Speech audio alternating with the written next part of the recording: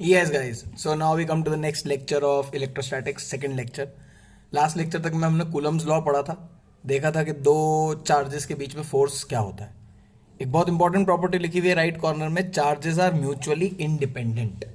कहने का मतलब ये है कि अगर एक चार्ज मौजूद है और दूसरा चार्ज वहां रखा जा रहा है या लाया जा रहा है, तो दूसरे चार्ज पे कोई फर्क नहीं पड़ेगा या पहले चार्ज पे कोई फर्क नहीं पड़ेगा। वो आएगा, फोर्स लगाएगा, लेकिन पहले चार्ज में कुछ चेंज नहीं लाएगा, दूसरे चार्ज की जो भी चीज़ें वो कर रहा है उनमें कोई चेंज नहीं लाएगा। कहने का मतलब कि अगर वहाँ देखो एक स्क्वायर बना है, Q1 Q2 Q3 Q4 लिखा है, तो चार चार्जेस हैं। अगर Q1 मतलब कहने का मतलब ये है कि Q4 Q1 पे जो फोर्स लगाएगा और Q3 Q1 पे जो फोर्स लगाएगा, वो दोनों फोर्स म्यूचुअली इंडिपेंडेंट हैं, उन दोनों का एक दूसरे से कोई लेना देना या कोई रिश्ता नहीं है। तो देखते हैं कि अगर ऐसा होता है कि अगर ये Q1 Q2 Q3 Q4 लगे हुए हैं, तो फोर्स देखते हैं ऑन Q2 पे। तो Q2 पे ये मैं मान रहा हूँ कि सभी चार्जेस ऑल पॉजिटिव Q हैं, सभी पॉजिटिव चार्ज हैं, तो एक दूसरे को रिपेल करेंगे। तो Q1 Q2 फोर्स लगाएगा Q1 की तरफ, बाहर की तरफ, तो Q2 due to 1, Q2 due to 3 and force on Q2 due to 4। तो ये आ गया K Q1 Q2 bye a square, क्योंकि दोनों के बीच का गैप a है। ये आ गया K Q2 Q3 by a square, Q2 Q3 a and Q4 Q2 under root 2a। Distance क्या है, ये है, that is under root 2a। तो वो हो गया अंडर रूट 2a। अब ये तीनों क्या वेक्टर है, तो तीनों का डायरेक्शन अलग है। इसका डायरेक्शन आया इधर, इसका डायरेक्शन आया इधर और इसका डायरेक्शन आया इधर, तो तीनों का डायरेक्शन अलग अलग आया। अब हमने देखा कि भाई ये दोनों वैल्यू सेम आ रही है। अगर मैं सभी चार्जेस को Q मान लूं, Q1 Q2 Q3 Q4 को, तो क्या हो जाएगा KQ square by a square plus KQ square by a square, but एक नीचे एक राइट में और एक ऐसे बीच में इन दोनों के इधर, that is KQ square bye 2a square. तो इन दोनों को अगर ऐड कर लूंगा तो बन जाएगा root 2 KQ square by a square, तो वो बन गया root 2 plus 1/2 KQ square by a square, and direction आ गया इस डायरेक्शन में टुवर्ड्स दिस साइड। तो ये तो मैंने दोनों को आपको ऐड करके भी दिखाया कि क्या होता है।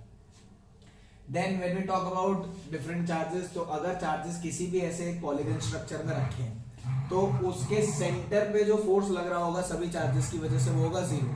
क्या होगा, 0, क्योंकि सभी चार्जेस का फोर्स वहां पे कैंसिल हो जाएगा।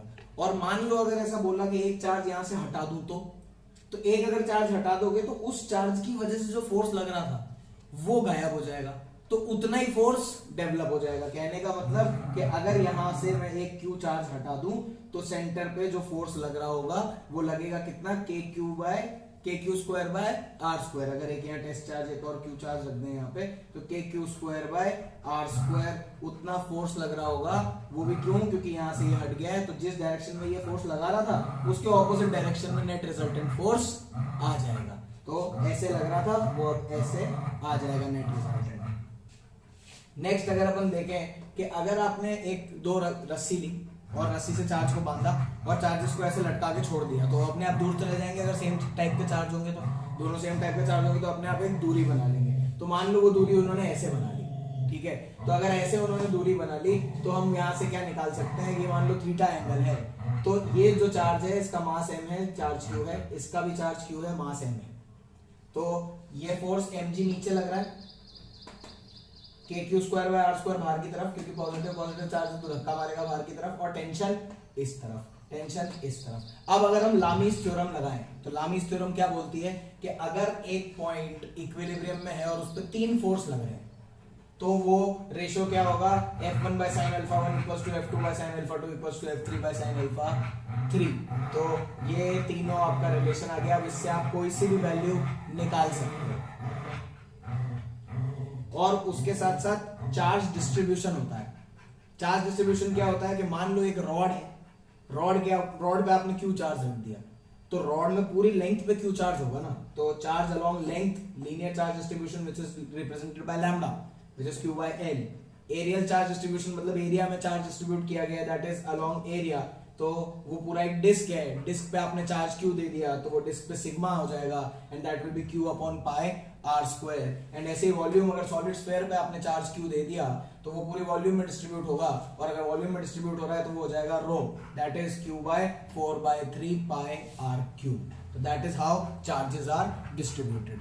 नेक्स्ट लेक्चर में भी हम देखेंगे कि कूलम्स लॉ लगा के और भी कुछ अलग अलग तरीके के क्वेश्चंस आते हैं, वो कैसे सॉल्व किए जा सकते हैं, एंड देन हम मूव करेंगे इलेक्ट्रिक फील्ड पे।